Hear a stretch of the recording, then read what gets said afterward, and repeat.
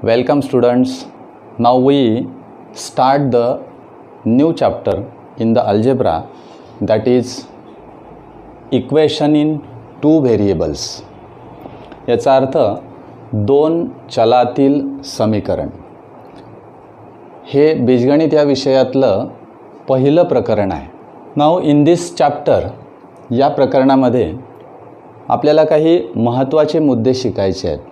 त्यातले काही मुद्दे आपण इयत्ता 9वी मध्ये ऑलरेडी शिकलेलो आहोत आणि त्या मुद्द्यांची उजळणी सुरुवातीला आपल्याला या ठिकाणी करायची आणि त्यानंतर आपल्याला काही महत्त्वाच्या मेथड्स, काही महत्त्वाच्या पद्धती आपल्याला या प्रकरणामध्ये शिकायच्या आहेत. तर सुरुवातीला आपण असं बघू की what is mean by linear equation in two variables.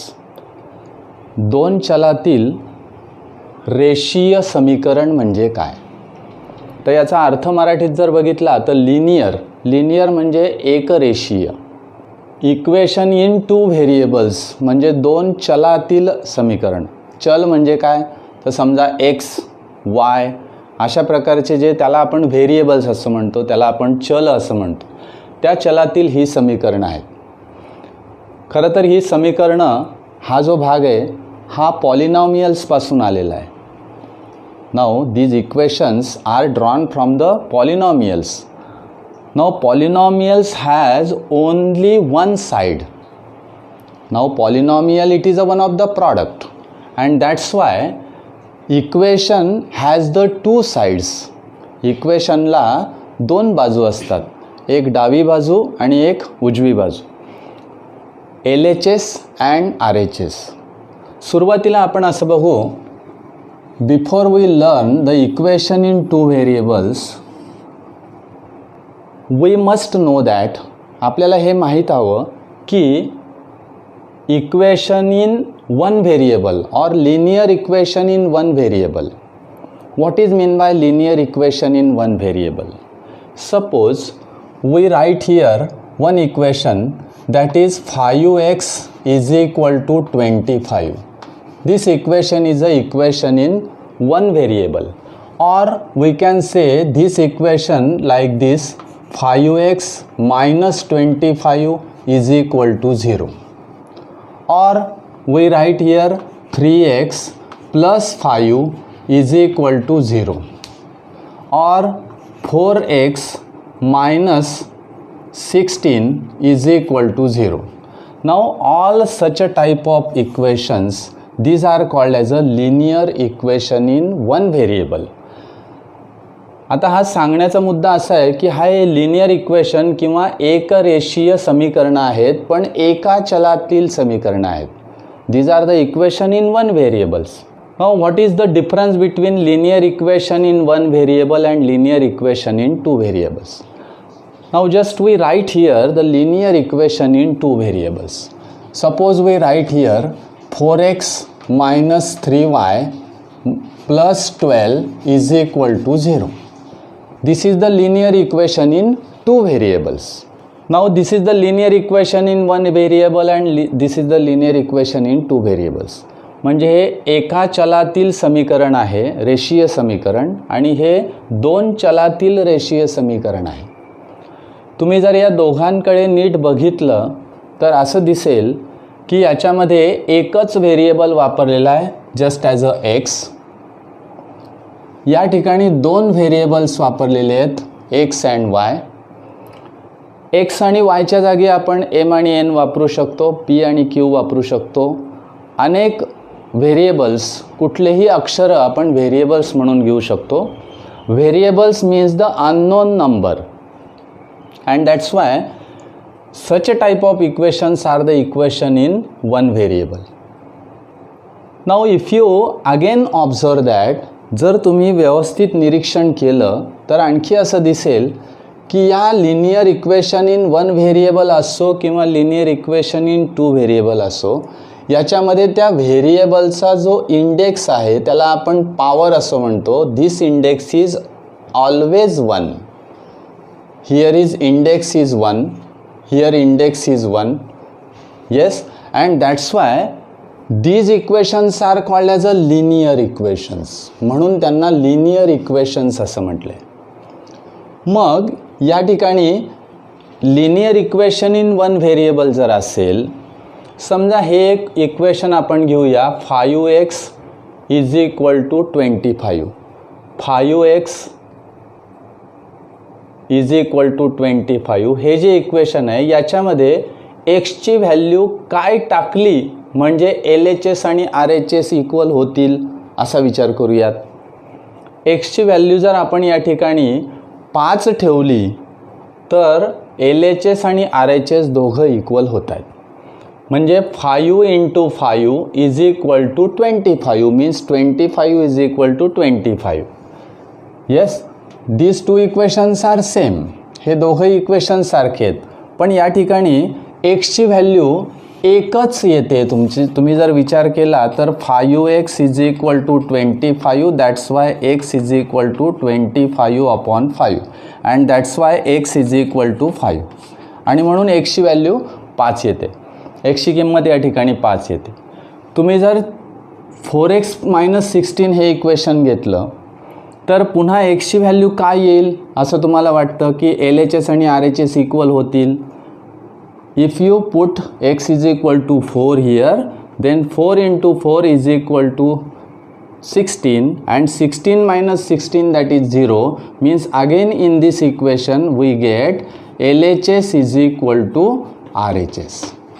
Now if you again observe that in this equation the one variable is used, this 5 it is a real number म्हणजे ही वास्तव संख्या आहे, ती कुठलीही असू शकते.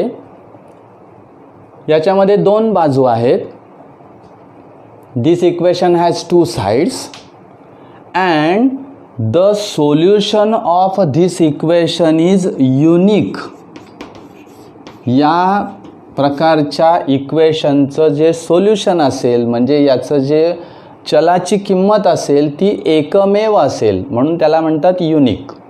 And that's why the value of variable is one and only one only, and that's why this value cannot be changed. If you change this value, the LHS and RHS does not equal. तुम्ही जर ही value बदलवली तर तुम्हाला LHS आणि RHS equal मिळणार नाहीत. and that's why this type of equations are called as a linear equation in one variable, and hence we conclude that linear equation in one variable has unique solution. एका चलातील समीकरणाचं फक्त एकमेव उत्तर असतं किंवा त्या चलाची किंमत असते, ती किंमत एकमेव असते. बरोबर. आता इकडे जर आपण विचार केला तर तशा प्रकारचं घडेल का असं आपण इथे विचार करूया. समजा हे एक इक्वेशन दिलं आहे किंवा अजून एक इक्वेशन मी घेतो x plus y is equal to 10. अगदी सोपं इक्वेशन घेऊया. The simple equation is here, that is x plus y is equal to 10. Now if you put the value of x is equal to 5 and value of y is 5, then again we get 10. If we put value of x is equal to 3 and value of y is 7, again we will get 10. If we put x is equal to -1, then y we have to put here plus 11 is equal to, again we will get 10. From this we conclude that such a type of equations, that is the equation in two variables, म्हणजे दोन चलातील समीकरण जे असतात त्या समीकरणाच्या ज्या किमती आहेत, त्या चलाच्या ज्या किमती आहेत त्या तुम्ही कोणत्याही किमती टाकू शकतात की जेणेकरून LHS आणि RHS आपल्याला इक्वल मिळेल. and that's why there are different values of x and y. We can get the different values of x and y, and that's why such a type of equations, that is the equations in two variables, these equations have the infinite number of solutions. अशा प्रकारच्या इक्वेशनचे infinite number of solutions असतात. आणि म्हणून या इक्वेशनला, अशा प्रकारच्या इक्वेशनला म्हणतात equation in two variables. Now here equation in one variable. Now what is the general form of equation in one variable? काय आहे तर ax plus b is equal to 0. हे त्याचं सामान्य रूप आहे, हे त्याचा जनरल फॉर्म आहे. याच्यामध्ये एकच व्हेरिएबल आहे, व्हेरिएबलचा इंडेक्स 1 आहे आणि म्हणून याला linear equation in one variable असं म्हणतात. Linear equation in two variable याचा जनरल फॉर्म काय आहे, सामान्य रूप कसं असेल तर ax plus by plus c is equal to 0. Now such a type of equations, these are called as a linear equation in two variables, where here a, b, c are called real numbers. a, b, c are real numbers. a, b, c हे real numbers आहेत, but one of the condition is very most important here. एक condition अतिशय महत्त्वाची आहे, a is not equal to 0. या इक्वेशनमध्ये जर a ची किंमत 0 टाकली तर ही टर्म या ठिकाणी प्रेझेंट राहणार नाही, ही टर्म 0 होऊन जाईल. बरोबर आहे, this term becomes 0 and that's why the equation is by plus c means by plus c means it is a equation in one variable again. If we put a is not equal to 0 and b is not equal to 0 also, these two conditions are very important. a पण 0 नको आहे आणि b सुद्धा 0 नको आहे. a is not equal to 0 and b is not equal to 0. If a becomes 0, this will becomes the equation in one variable. Again b is 0, then again ax plus c, that's why this again becomes the equation in one variable. And that's why such a type of equations, ax plus by plus c, that is 4x minus 3y plus 12 or 4x plus 3y minus 12 is equal to 0. Such a type of equations are called as a linear equation in two variables.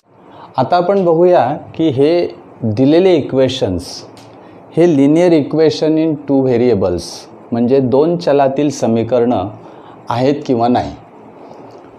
7 equations आपल्याला या ठिकाणी दिलेले. Now out of this 7 equations, which equation is the equation in two variables? We have to find the reason behind him. त्याच्या मागचं कारण पण आपल्याला शोधायचं आहे की ते इक्वेशन आहे तर का आहे आणि नाही आहे तर का नाही आहे. पहिलं इक्वेशन मी या ठिकाणी वाचतो पहा, 4m plus 3n is equal to 12. Now observe our general form of linear equation in two variables. ax plus by plus c is equal to 0. This is our general form. Now if you observe that here only the variable is changed. Instead of x and y, the variable is m and n. The index of each variable is 1. म्हणजे प्रत्येक व्हेरिएबलची degree, आपण त्याला index म्हणतो किंवा आपण घातांक म्हणतो, तो घातांक 1 आहे. Index is 1. And that's why this equation, when we observe that this equation is the equation in two variables. Yes, correct. And that's why we write here, yes, this is the equation in two variables. Now let us see the second example. दुसरं उदाहरण बघा. 3x square minus 7y is equal to 13. Now what is the difficulty here? When we compare this here is 3x square, means the variable has the highest index. म्हणजे त्या चलाचा सर्वोच्च घातांक हा 2 आहे. आपल्याला चलाचा सर्वोच्च घातांक means the highest index or highest degree of each variable must be 1. प्रत्येक व्हेरिएबलचा इंडेक्स आपल्याला 1 हवा आहे, पण या ठिकाणी 2 आहे. म्हणून आपण हे जे इक्वेशन आहे हे इक्वेशन इन 2 व्हेरिएबल्स नाही असं म्हणणार. No, it is not a equation in 2 variables. Third example, square root of 2 is here. √2x minus √5y is equal to 16. Now in this equation or in the general form we learn that here a, b, c are real numbers. a, b, c हे real numbers आहेत, म्हणजे ह्या वास्तव संख्या आहेत. मग या जर वास्तव संख्या असतील तर इथे √2 ही वास्तव संख्या आहे, it is a real number. √5 it is a real number, though it is a sign plus और minus, it is not a difference, and that's why √2x minus √5y is equal to 16. This equation is just like this equation, that is ax plus by plus c, and that's why this equation is a equation in 2 variables. Means right here, yes, this equation is the equation in 2 variables. Now observe the fourth equation. Now in this fourth equation, 0 into x. In this equation again remember that, पुन्हा असं आठवा की मी असं सांगितलं होतं की a is not equal to 0 and b is not equal to 0. a आणि b शून्य नको, c शून्य असला तरी चालेल, पण a आणि b हे शून्य नको आहेत. and that's why here is a is equal to 0, means 0 into x means here is a 0. only the equation remains, फक्त इक्वेशन काय उरतं इथे, 6y minus 3. आणि 6y minus 3 म्हणजेच it is a equation in 1 variable. हे एका चलातील समीकरण झालं. And that's why this type of equation is not a equation in 2 variables. Now again observe this equation, equation 4 and equation 5 is same, 0 into y is here, and that's why if you omit this y जर इथून काढून टाकला आपण तर 0.3x, 0.3 it is a real number, correct. 0.3x minus 36 is equal to 0. This is not in the form ax plus by plus c is equal to 0, and that's why it is not a linear equation in 2 variables. Now again see this equation, 4 upon x plus 5 upon y is equal to 4. Now if you convert this equation, simply if you convert this equation just like as a 4 upon x plus 5 upon y is equal to 4. This equation can be converted by using the law of indices, means 4 into x raised to minus 1 or 4 into x minus 1 plus 5 into y raised to minus 1 is equal to 4. And minus 1 index is not allowed. This is the one of the method to identify. And second method is that if you take the LCM of these two, of this LHS चा तुम्ही जर LCM घेतला तर x into y हा त्याचा LCM येईल. वरती येईल y into 4 means 4y plus 5x is equal to 4, and then second we write as 4y plus 5x is equal to 4 into xy. But 4 into xy is not allowed, because these are the variables. These variables are here in the product, and this equation is not the equation in this type, and that's why such a type of equation is not a linear equation in 2 variables. Yes, now see this equation, 4xy. Now here 4xy, x and y are in the product, and that's why this equation is also not a equation in two variables. Now in this way, these are the equations, and how to identify the given equations. Are they equation in two variables or not?